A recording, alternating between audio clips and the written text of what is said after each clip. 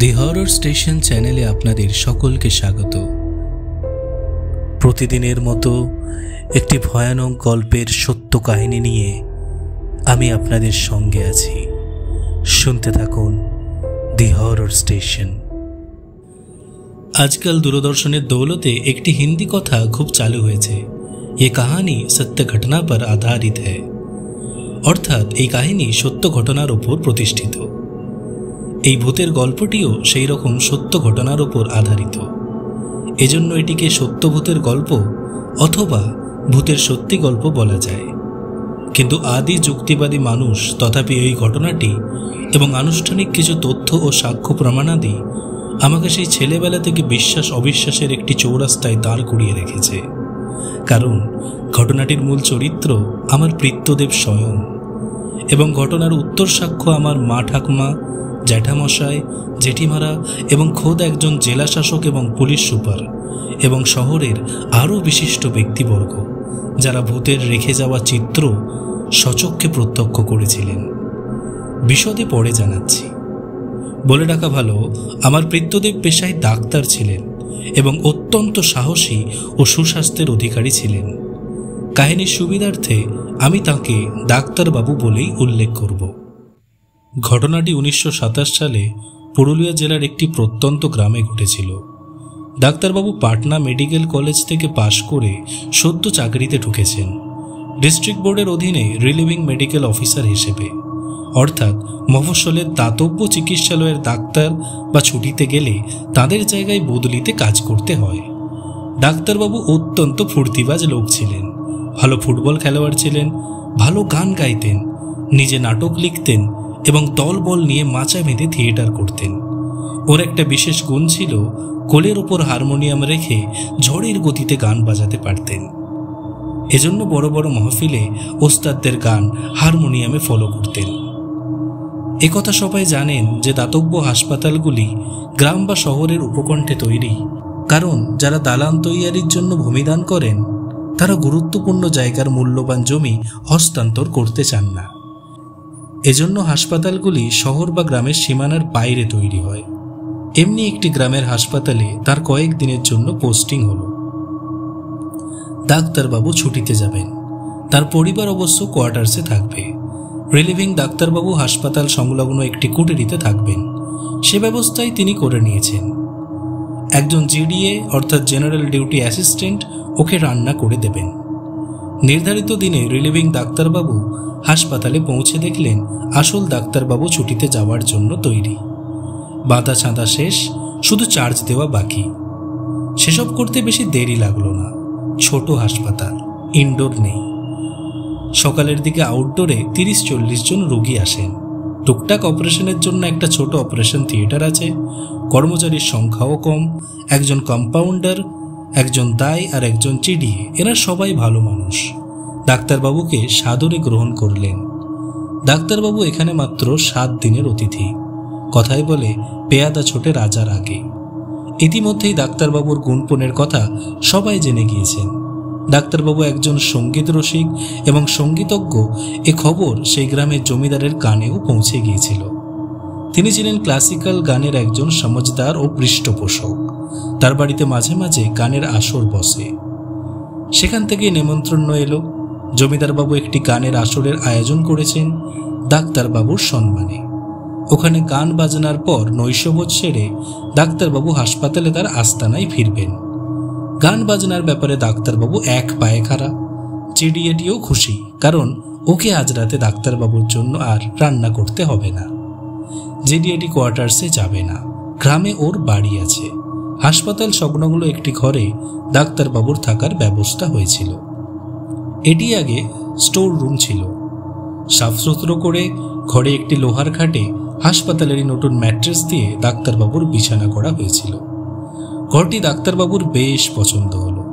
জানালা দিয়ে উপরে আকাশ আর নিচে দিগন্ত বিস্তৃত ধানের ক্ষেত দেখা যায়। দুপুরে পরিপাটি ঘুমের পর সন্ধ্যাবেলায় জিডিএটিকে ছুটি দিয়ে ডাক্তারবাবু জমিদার বাড়ির দিকে রওনা দিলেন। জমিদারবাবুর বাড়িটি সুরম্য রাজপ্রসাদ নয়, সাধারণ দালান বাড়ি, তবে বেশ পরিষ্কার পরিচ্ছন্ন। বৈঠকখানায় মজলিস বসেছিল। গায়ক এই গ্রামেরই মানুষ, তবলচি জমিদারবাবু নিচে। সারেঙ্গি বাদক পাশের গায়ে থাকেন। আগে পঞ্চকোট রাজার সভাসদ ছিলেন। ডাক্তারবাবু হারমোনিয়াম ধরলেন, গান বাজনা বেশ ভালো জমল। পরিপাটি খাওয়া দাওয়ার পর যখন বিদায় নিলেন, ঘড়িতে তখন রাত 11টা। কথা হলো কালকে আবার গান বাজনার আসর বসবে। ডাক্তারবাবুকে অবশ্যই আসতে হবে এবং আহারও জমিদার বাবুর বাড়িতেই করতে হবে। ফেরার পথে জমিদারবাবু একজন লগাদি সঙ্গে দিতে চাইলেন, কিন্তু ডাক্তারবাবু বললেন, কতটুকুই বা পথ, হাঁটতে হাঁটতে চলে যাব। গায়ের পথ নির্জন, ক্ষেতের আলের ওপর শেয়ালের সবুজ চোখ দেখা যাচ্ছিল। মাঝে মাঝে বুড়ো অসত্যের তল থেকে পেঁচা ডাকছিল।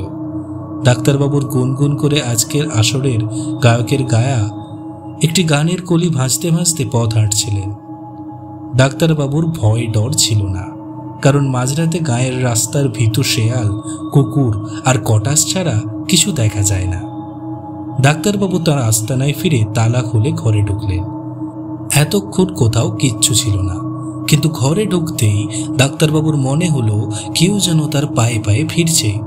ঠক্কর খাচ্ছে না, সাবধানে সামলে যাচ্ছে, কিন্তু তার সঙ্গে ঘরের মধ্যে চলাফেরা করছে, প্রায় তার গায়ে গা লাগিয়ে। কিন্তু খুব অস্বস্তি বোধ করছিলেন। দেশলাই জেলে হ্যারিকেনটা জ্বাললেন।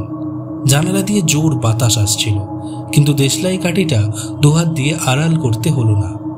এত হাওয়াতেও দিব্যি চলছে। মনে হলো অন্য কারো হাত দেশলাই কাঠিটাকে আগলে রেখেছে। মশারি খাটালেন, কিন্তু মনে হলো মশারির ফিতেগুলো যেন ডান্ডার মাথায় ঝুলবার জন্যই তৈরি হয়েছিল। বাঁধলেন তিনি নিজের হাতে, কিন্তু বাড়িতে মশারি টাঙাবার সময় প্রতিক্রিয়াটা এত অনায়াস সাধ্য হয়নি। যাই হোক, 7-5 ভাবতে ভাবতে হ্যারিকেনটা নিভিয়ে মশারির তলায় ঢুকে পড়লেন। যতক্ষণ ঘুম আসেনি ততক্ষণ ডাক্তারবাবুর মনে হচ্ছিল ঘরের মধ্যে আর একজন কেউ আছে। ছাড়া ছাড়া ঘুমের মাঝেও সেই অনুভবটা ঘরটাকে ছেয়ে রইল। সকালবেলা একটা অস্বস্তির সঙ্গে ঘুমটা ভাঙল, কিন্তু দিনের বেলায় কারো অশরীরী অস্তিত্ব টের পেলেন না। সারাটা দিন কাজের মধ্যে কেটে গেল। সন্ধ্যাবেলায় জমিদার বাড়িতে নেমন্তন্ন, জিডিএটিকে ছুটি দিয়ে ডবল তালা লাগিয়ে বেরিয়ে পড়লেন। সে রাতেও জমজমাট গান বাজনা আর খাওয়া দাওয়া হলো। সে রাতে ওর সঙ্গে লগাদি পাঠানোর প্রস্তাবটা আর ফিরিয়ে দিলেন না। তাছাড়া দশাশয় চেহারার ভোজপুরি লগাদি ওর লাঠি গাছাটা নিয়ে গোঁফ চুমড়াতে চুমড়াতে ডাক্তারবাবুকে হাসপাতাল অবধি পৌঁছে দিয়ে গেল। লগাদি চলে যেতেই উপদ্রব শুরু হলো। ডাক্তারবাবু দরজার গোড়ায় দাঁড়িয়ে সেই অশরীরী উপস্থিতি টের পাচ্ছিলেন, কিন্তু মনে হচ্ছিল ও ক্রুব্ধ, বিরক্ত। ডাক্তারবাবু টর্চ ছেলে তালা খুলবার চেষ্টা করতে লাগলেন। একটা চাবি কিন্তু কিছুতেই তালায় লাগছে না, বারবার ফসকে যাচ্ছে। মনে হচ্ছে তালা আর চাবি তার সঙ্গে সহযোগিতা করছে না। অনেক চেষ্টার পরে তালা খুলে ঘরের ভেতরে ঢুকলেন। ঘর ঘুটঘুটে অন্ধকার। হ্যারিকেন জ্বালাবার জন্য দেশলাই কাঠি জ্বালাতে গিয়ে দেখলেন হাওয়া নেই, বাতাস নেই, অথচ কাঠিগুলো পটপট নিভে যাচ্ছে। কেউ যেন ফু দিয়ে নিভিয়ে দিচ্ছে। টর্চ জ্বেলে মশারি টাঙাতে গিয়ে দেখলেন মশারির দড়িগুলো ডাঙার সঙ্গে কিছুতেই লাগাতে পারছেন না। কেউ যেন ঘরের মধ্যে অদৃশ্য থেকেও তার প্রতিটি কাজে বাধা দিচ্ছে। বিরক্ত হয়ে ডাক্তারবাবু মশারি না খাটিয়েই বিছানার উপর শুয়ে পড়লেন। যতক্ষণ ঘুম আসেনি ডাক্তারবাবু অনুভব করছিলেন ঘরের মধ্যে কারো ক্রুব্ধ দাপাদাপি। কেউ যেন অস্থিরভাবে ঘরের ভেতর পায়চারি করছে। তারই মধ্যে কখন চোখে ঘুম নেমেছে টেরও পাননি। মাঝরাতে চটকা মেরে ঘুমটা ভেঙে গেল।